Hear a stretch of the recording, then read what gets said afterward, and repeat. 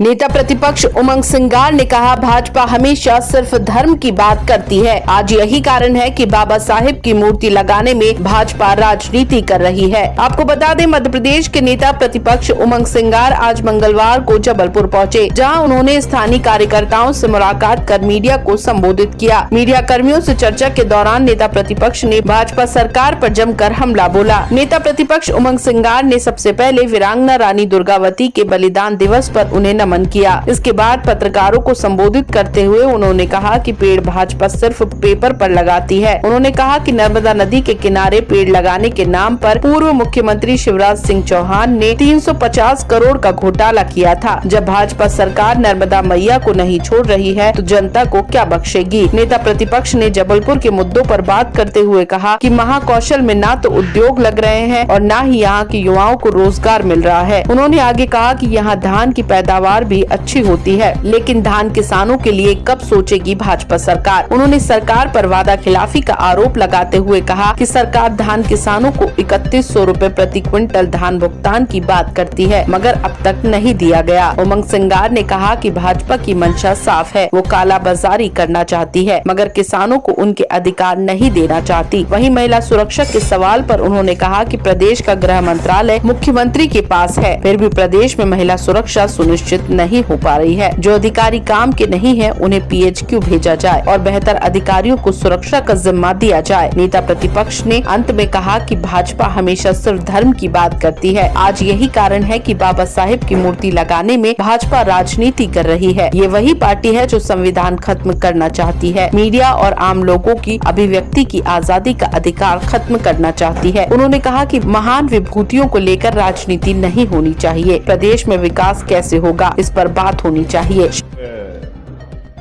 महाकौशल और जिसको गोंडवाना लैंड भी कहते थे पहले एक समय में, मैं समझता हूँ कि महारानी रानी दुर्गावती जी के आज बलिदान दिवस के अवसर पर मैं ये कहना चाहता हूँ कि जिस प्रकार से उन्होंने मुगलों के खिलाफ लड़ाई लड़ी और अंतिम सांस तक लड़ती रही, तो एक आदिवासी समाज के गौरव के रूप में रही और समाज को, आदिवासी समाज को, इस क्षेत्र के लोगों को, महाकौशल गोंडवाना क्षेत्र के लोगों को बड़ा गौरवान्वित अपने आप को महसूस करते हैं। तो मैं मानता हूँ कि उनके शहादत दिवस के अवसर पर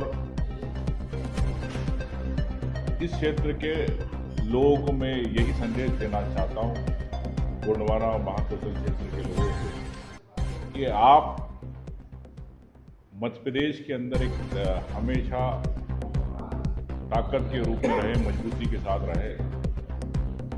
और जिस प्रकार से आपने महाकौशल को एक ये कह सकते हैं कि कांग्रेस का अवैध किला बना के रखा है हमेशा, और भारतीय जनता पार्टी ने कई बार प्रयास किए इस क्षेत्र से ज़्यादा सीटें लाने के लिए, लेकिन नहीं ले पाई। क्योंकि मैं ये भी कहना चाहता हूँ कि भारतीय जनता पार्टी आदिवासियों के नाम पे वोट तो मांगती है। रानी दुर्गावती जी के नाम पे वोट तो मांगती है, लेकिन क्या आपने इस क्षेत्र के लोगों के लिए क्या स्थिति है? क्या आप जबलपुर के साथ आपके विकास को लेके आपने न्याय किया? क्या आदिवासी क्षेत्र के साथ आपने उप योजनाओं के अंदर पैसा दिया?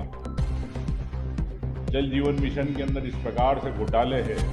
दूरांचल अभी आपने गर्मी में किस प्रकार से ग्रामीण जन प्यास बुझाते नजर आए। तो मैं समझता हूँ कि भारतीय जनता पार्टी आदिवासी और क्षेत्रीय महाकौशल के नाम पर वोट तो मांगती, लेकिन महाकौशल को चाहे सागर यूनिवर्सिटी का बजट हो, चाहे जबलपुर का हो, ऐसे कई मामले हैं। मैं कह सकता हूँ कि भारतीय जनता पार्टी ने हमेशा इस क्षेत्र के साथ न्याय नहीं किया। मोदी जी आते, अमित शाह जी आते, आदिवासियों की बीमारियों की बात करते, सिकल सेल की बात करते हैं, लेकिन सक्षम कब होगा इस क्षेत्र का? कब उद्योग आएंगे इस क्षेत्र के लोगों को? कैसे यहाँ के लोगों को चाहे जंगल के अधिकार मिलेंगे, चाहे OBC जो है पिछड़ा वर्ग है, जिस प्रकार से आप देख रहे हैं कि आरक्षण को लेकर किस प्रकार से विवाद चलता है। अभी पुलिस कांस्टेबल परीक्षा हुई, उस कांस्टेबल परीक्षा के अंदर किस प्रकार से एक ही व्यक्ति ने, डमी व्यक्ति ने जाके परीक्षाएं दी।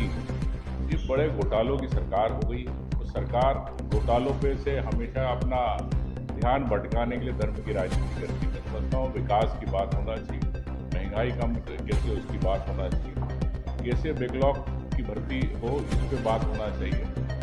जिस प्रकार से अभी कैबिनेट ने पास किया कि हम ST/SC को आरक्षण देंगे पदोन्नति के अंदर, कब से देंगे, क्या बैकलॉग की भर्ती जब से देंगे, ये स्पष्ट नहीं। जो रिटायर हो गए उनके भविष्य के साथ आपने खिलवाड़ करा, उसके बारे में क्या आप, उनको पता पार्टी घोटालों की सरकार है, मंत्रियों की सरकार है। जब नर्मदा मैया को छोड़ नहीं सकते तो आम व्यक्ति को कैसे छोड़ेंगे? पौधे लगेंगे किसके, कहाँ से लगेंगे, कितने के लगेंगे, तो आने वाले समय पता चलेगा। मध्य प्रदेश के मुख्यमंत्री हर बार यहाँ संविधान दिवस पर पहुँचते हैं, लेकिन इस पटल पर लाने को प्रयास होते हैं। इस बार क्या अपेक्षा है? मैंने आपसे यही कहा है कि किस प्रकार से जबलपुर और महाकौशल एक उद्योग के नक्शे पे आए, यहाँ के युवाओं को नौकरियाँ कैसे मिले, उद्योग कैसे आए, यहाँ के अन्य समाज के लोगों को कैसे मिले।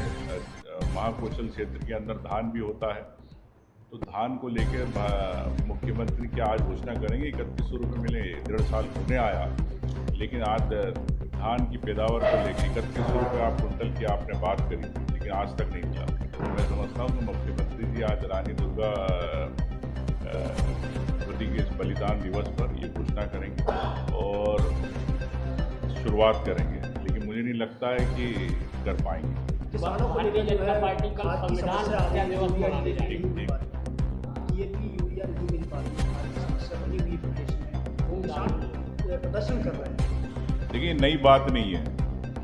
हर बार कांग्रेस पार्टी ने खाद के विषय को उठाया, किसान की बात को लेकर, लेकिन भारतीय जनता पार्टी क्यों समय के पहले किसान की यूरिया की, खाद की, DAP की व्यवस्था नहीं करती? क्या कालाबाजारी करवाना चाहते हो?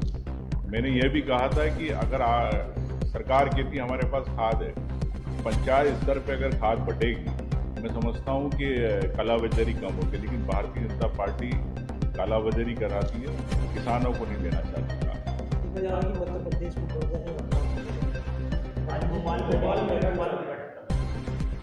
देखिए, अपराध बढ़ रहे हैं। मुख्यमंत्री जी खुद, उनके पास गृह विभाग है और मैं समझता हूँ कि प्रदेश के अंदर बहनें भी सुरक्षित नहीं है। रानी दुर्गावती के आज बलिदान दिवस पे कहूँगा, रानी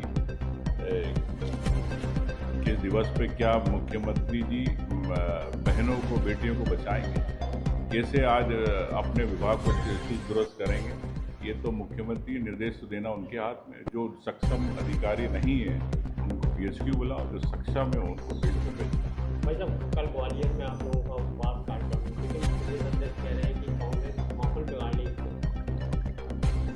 देखिए, भारतीय जनता पार्टी हमेशा धर्म की बात करती है, वर्ग का संघर्ष करती है। एक मूर्ति लगाने को लेके भारतीय जनता पार्टी इतना बड़ा मुद्दा क्यों बनाना चाहती है? मैं समझता हूँ कि देश में जिन्होंने देश की आज़ादी में, देश के निर्माण के अंदर भूमिका निभाई है, चाहे सरदार वल्लभ भाई पटेल हो, चाहे महात्मा गांधी हो, चाहे अम्बेडकर हो, कोई भी हो, तो हमें इन महान विभूतियों को सम्मान के अंदर राजनीति नहीं करना चाहिए। तो मैं समझता हूँ कि भारतीय जनता पार्टी को इसके बजाय प्रदेश में विकास कैसे हो उसकी बात करना। सोशल मीडिया पे 90 डिग्री टोल हो रहा सोशल मीडिया पे। कल भारतीय जनता पार्टी संविधान हत्या दिवस मनाने जाएगी। भारतीय जनता पार्टी संविधान बदलना चाहती है। भारतीय जनता पार्टी देश के मीडिया, लोकतंत्र की अभिव्यक्ति खत्म करना चाहती है। Bharatiya Janata party social media पे अगर कोई जागरूक व्यक्ति अगर पोस्ट डालता है, उसकी अभिव्यक्ति खत्म करना चाहती है। भारतीय जनता पार्टी शिक्षण संस्थानों पर अपनी विचारधारा, RSS की विचारधारा थोपना चाहती है। भारतीय जनता पार्टी सेना का अपमान करती है, सेना को इनके मंत्री कहते हैं कि प्रधानमंत्री के चरणों में नतमस्तक है। तो इस प्रकार के अपमान वाली बातें करना और हर वर्ग, हर क्षेत्र के अंदर जिस प्रकार से भारतीय जनता पार्टी आधिपत्य चाहती है, तो मैं समझता हूं कि भारतीय जनता पार्टी